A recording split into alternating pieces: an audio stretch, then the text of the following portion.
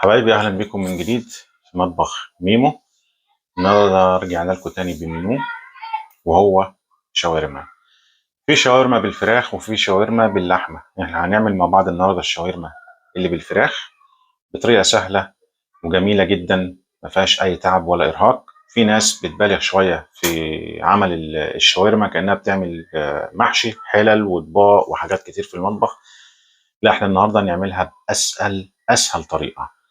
بس قبل ما نشوفها مع بعض ونشوف هنعملها ازاي وايه هي الخطوات، رجاء وليس امرا اشتراككم في القناة عندي على اليوتيوب عشان يوصل لكم كل جديد. تعالوا نشوف مع بعض الخطوات، يلا بينا. طيب، زي ما احنا شايفين كده معانا ورق خس اللي هو ورق سلطة هنحتاجه بعدين، معلقتين زبادي، ها، كاتشب، مايونيز، توم بودرة، جوز الطيب، بابريكا حمراء، ملح، وفلفل اسمر. بصوا بقى يا جماعة، ديت صدور فراخ انا مقطعها بالطريقه ديت، لازم تكون بالسمك كده بالظبط علشان تستوي كويس. اهو بالسمك كده بالظبط، ماشي. وده صاج جبناه عندنا، اي صاج عندك في الفرن، اي صاج. بنقطع شويه فلفل كده شرايح، ها، حسب رغبتك، فلفل حراق، فلفل رومي، اللي انت عايزاه. وبنقطع شويه بصل كده وبنرصهم جنب بعض. ها، الاول بنحط ورق زبده في الصاج، وبعد كده بنحط البابريكا او الفلفل الرومي وجنبيه البصل، ماشي. انا ما رضيتش احط الفراخ ولا اتبلها الا لما اوريها لكم الاول هنتبلها ازاي. تمام. الاول بننزل معلقتين زبادي على الفراخ اهو. خدوا بالكم من التتبيله دي يا جماعه، مهمه قوي بتاعه الفراخ الشاورما. بعد كده بنزل بشويه فلفل اسمر حسب الرغبه، كتير قليل زي ما انتوا عايزين. انا بحب اكتر الفلفل الاسمر شويه فين، في التتبيله سواء فراخ او لحمه. بننزل بالملح،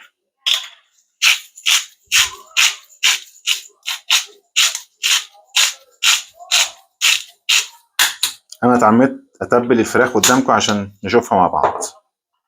بننزل بالثوم البودره، وممكن برضو توم عادي مفيش مشكله، انا بس عشان ايه نختصر الوقت. شويه فلفل احمر اللي هي البابريكا الحمراء اهي، وشويه جوز الطيب. ما بنبالغش في جوز الطيب عشان قلت لكم بتمرر الاكل اهو. وبعد كده بننزل بشويه زيت خفيف قوي اهو. هي دي التتبيله بتاعت الشاورما بتاعتي، وبقوم متبل كله ببعضه كده. ما فيهاش اي مبالغه. في ناس يا جماعه بتبالغ في تتبيله الشاورما بطريقه، يعني مش عارفه، الناس بتحط كاري وحاجات غريبه. لا، هي دي التتبيله المعروفه لاي حد في الشاورما، سواء شاورما فراخ او شاورما لحمه اهي.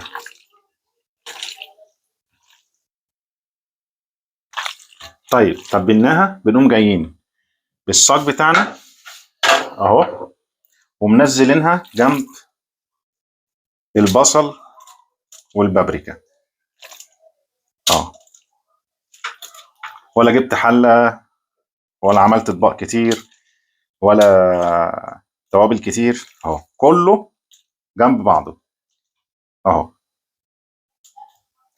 على فكره ملحوظه عايز اقول لكم عليها، انا ولا تبلت بصل ولا تبلت بابريكا، التتبيله كلها نزلت مع الفراخ عشان ما تبقاش الشاورما يا جماعه حادقه وطعمها مش حلو. يبقى اللي احنا بنتبله بس، سواء شاورما لحمه او شاورما فراخ، بنتبل اللحمه بس، اما البصل والبابريكا ما بنتبلوش. طيب خلصت كده؟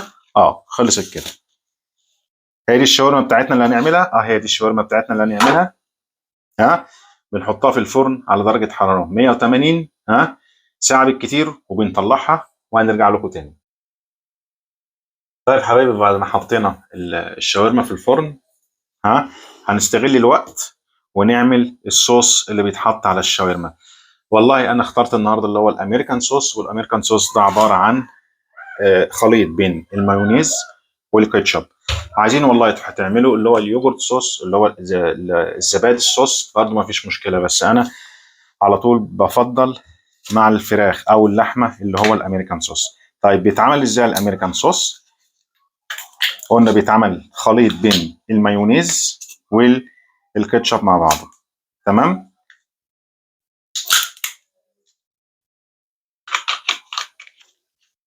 بننزل بالمايونيز اهو، خليط بيتعمل في اقل من دقيقه، سهل جدا مش صعب. وبننزل بالكاتشب، بننزل بشويه توم اهو، شويه ملح بساط جدا، مع شويه فلفل اسمر، مع ندعه زيت بسيطه اهو، وشويه ميه خفاف جدا،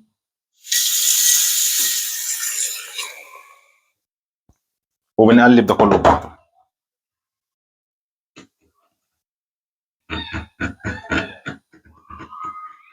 وهو ده الصوص اللي هنحطه على الشاورما لما تخلص معانا. يبقى مايونيز على كاتشب على فلفل اسمر على ملح على شويه توم على شويه زيت وشويه ميه من الحنفيه، وهو ده شكله في الاخر. ده اسمه الامريكان صوص اهو، خلص كده. طيب حبايبي، زي ما انتم شايفين كده دي الشاورما بتاعتنا بعد ما طلعناها من الفرن اهي، فراخ، وادي البصل، وادي الفلفل، وهنعمل مع بعض دلوقتي اول سندوتش. طيب دلوقتي ده عيش هنا في اوروبا اسمه التورتيلا او الويركس، مش عارف بقى في مصر عندنا بنقول عليه ايه. هو بيفكرني زي الرقاق اللي بنعمله عندنا في مصر. ماشي، بنجيب واحد اهو، بننزل بيه هنا، بناخد شويه من الفراخ، شوفوا شكلها طالع عامل ازاي، حلوه ازاي اهو، بنحطه كده كمان شويه اهو، وشويه بصل فوقيها،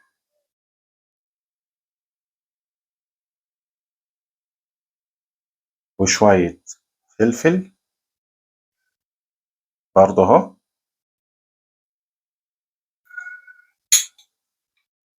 ونقوم جايبين شويه سلطه فوقيها، وشويه الامريكان صوص. خلوا بالكم بقى بنقفل الساندوتش ازاي، بنقوم جايبين من الطرفين كده وعاملين كده ولافين الساندوتش بالطريقه دي اهو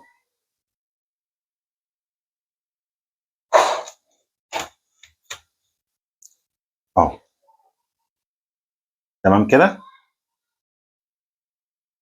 طيب حبايبي، وده كان الشكل النهائي للمنيو بتاعنا النهارده. عمل معانا 4 سندوتشات بالظبط. طيب، ودي كانت الشاورما معانا النهارده، مكونات سهله وبسيطه، بنقطعها وبنحطها مع بعض كلها في صاج وبندخلها الفرن. الفراخ طبعا بنتبلها، البصل والفلفل ما بنتبلوش عشان ما تبقاش مالحه قوي وما نعرفش ناكلها. سهله وبسيطه.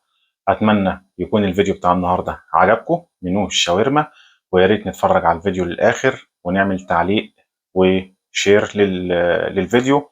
وتعليقاتكم بتهمني قوي قوي قوي عشان نشوف اذا كنا هنقدر نستمر ولا لا. واشوفكم في فيديو قادم ان شاء الله. السلام عليكم.